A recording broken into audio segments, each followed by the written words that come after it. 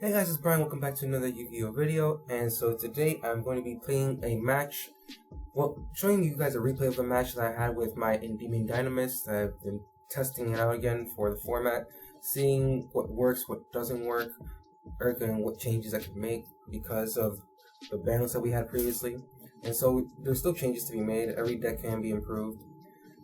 But if you haven't already, feel free to go ahead and leave a like. It really helps out a lot. It lets me know that you guys are enjoying the content. And if you haven't already, please subscribe to the channel. And so today, like I said, I'm playing with the Endymion Dinomist deck, and I will be playing against Sky Striker. So this was a very interesting matchup, especially towards the end, because this shows what happens when mandatory effects are in play. And so you have to be very careful with them, especially with chain orders, because mandatory effects obviously are going to be the ones that resolve last if they are stacked. So let's just go ahead and get right into the match so you guys can go ahead and see what I'm talking about.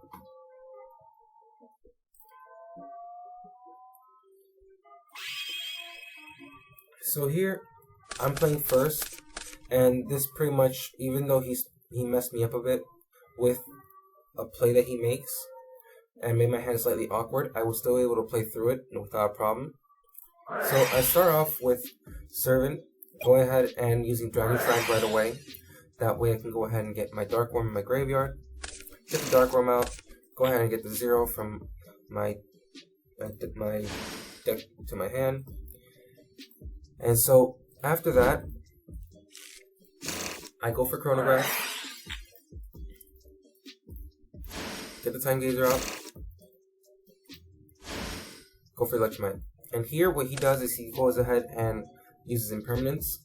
And so this threw me off a bit because I had originally planned on just using Servant right away to go ahead and allow me to go ahead and pop and then use a 0 to pop it, go ahead and get it back.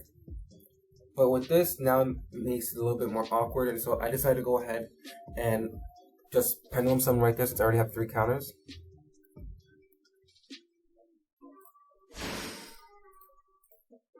In future plays, after the tins get released, that Servant would not stay that long, and that would actually be the first effect to resolve after that, because you want to go ahead and avoid getting everything tributed.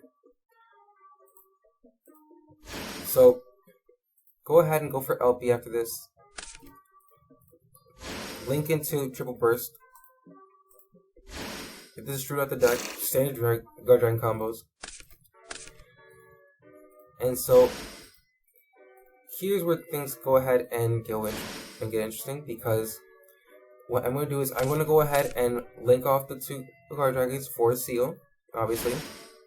And I'm going to go ahead and use Servant to go ahead and get Jackal King on my deck. Use Destrudo to target the Jackal, that way it's a level 1. And I'm going to go ahead and Synchro the Destrudo with the 0 to go ahead and make Boral Savage. And not only will I have 2 cards that can negate anything, I also have a Bounce with a Monster Negate and also a Call by the Grave face down. So all in all, even if with 1 negate I could have had maybe an extra negate in hand or an extra monster on board, this is still a pretty good turnout. So him with 5 cards, I pretty much have a way of just negating everything that he can possibly throw at me, in theory. And so here he goes ahead and use the Upstart. Obviously, I'm just going to go ahead and let it go through. Life is life in this case. Goes ahead and tries to use Twin Twister, which I wouldn't recommend, but I go ahead and negate it with Boral Savage because I want to go ahead and leave the Call by the Grave for the Ray.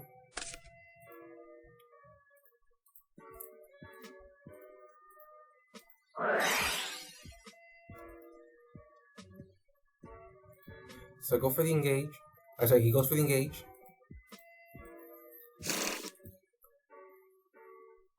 I let it go through.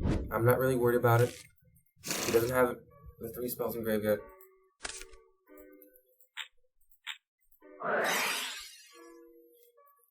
Goes ahead and tries to use Widow Anchor. Obviously, I'm going to negate it. And it's just accumulating counters for Jack of King, so if I want to, I can just go ahead and use my master to pop everything he gets anyway in his next turn if he doesn't get rid of this. So he goes for Ray. I go ahead and try to bounce. He goes ahead and uses Called by the Grave for that. So he tries to link into his Kagari. I go ahead and negate it with Jack King. He goes ahead and tries to get back the Ray, and obviously I'm just going to go ahead and negate it. And by just removing it with Called by, and we automatically head into game 2. I didn't see any of my side deck, so this is just a side note here, but it really didn't matter. So he's going first, and I have a perfect going first hand, but unfortunately in this case, it doesn't really matter much. But I noticed that he didn't have much to respond with, so he just goes ahead and uses Shizuku at the end phase in set 3 to get the engage.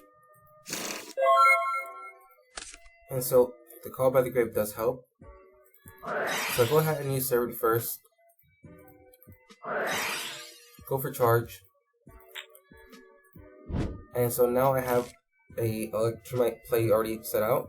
But what I do is instead of going right away into the Electromite, I go ahead and normal summon in the turn and special summon Ceratops. And I go ahead and go for battle right away. That way I can assure an additional search. And this also gives me the possibility of going into Infinity later.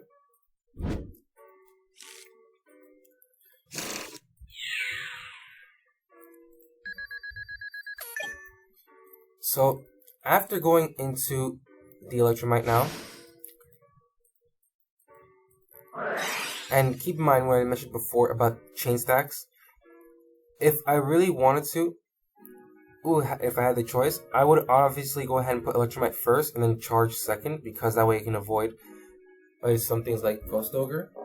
But because charge is a mandatory effect when the Dinomist monster goes from the field to the extra deck face up, this has to be the first chain.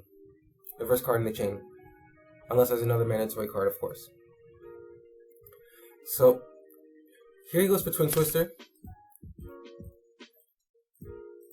And he goes ahead, and not only does he go for the Servant and for the charge, but he also goes for the Widow Anchor, so that way you don't get the draw effect.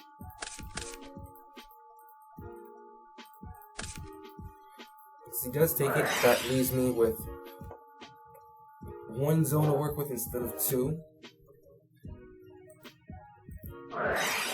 And not only that, I don't get to get the Dark Worm into my extra deck. So this really hinders me a lot.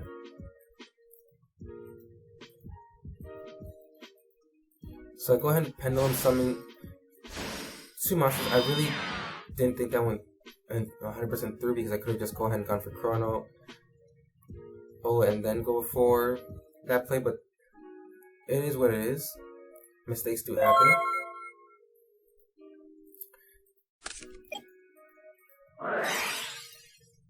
So he goes for the engage.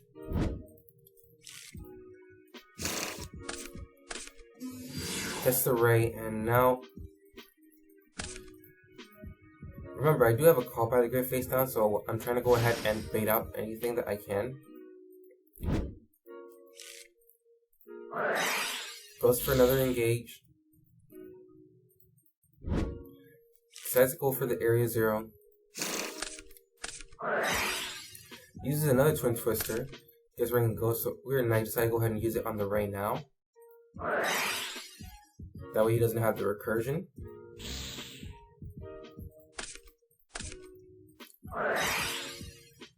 So I try to use Might's effect, but he goes ahead and Widow Anchor again.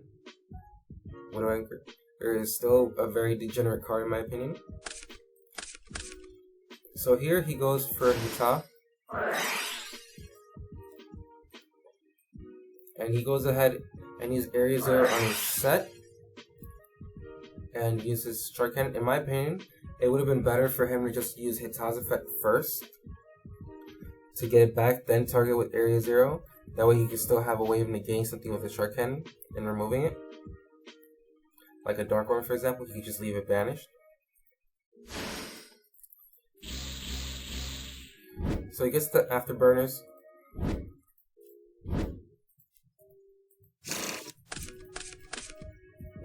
And here he goes into Topologic Bomber Dragon. And so I'm at an awkward point because he blew up my biggest monster and my scale. And I'm going to take 3k to the face, so I'm pretty much top decking at this point. But the good thing is, so is he. The only difference is that he has a field spell that allows him to go through his deck.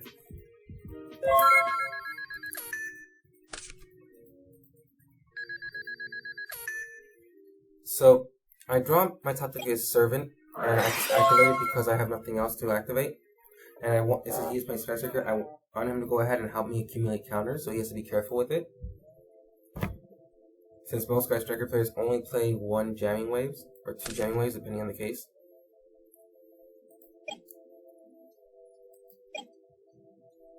So he just goes for another attack.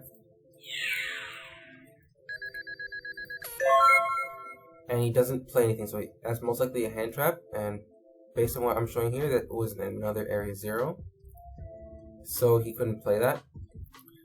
So what I go ahead and do is, I top deck and I draw into my Spell Power Mastery, which is probably the best card I could have drawn in this case, because this allows me to go ahead and search up a scale to go ahead and match with the Servant. And it also allows me to go ahead and get Servant to 3 scales. To 3 counters. And so I was reading Topologic Bomber Dragon at this point, after I got the scale and got my 3 counters. And I noticed a very important piece of information in regards to that card's effect. And the thing is that this card is mandatory. So whenever you see a colon here, it obviously means the effect is mandatory. And so when I saw that, I went ahead and immediately just went to the following play. I've activated my Mighty Master to make sure I get my full Pendulum scale, and I go ahead and Pendulum summon for 1.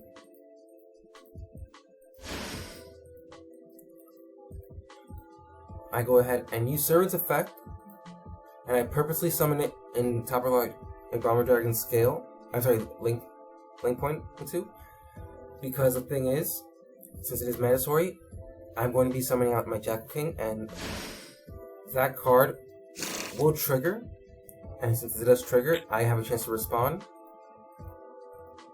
So I negate it right away, and pretty much attack for game.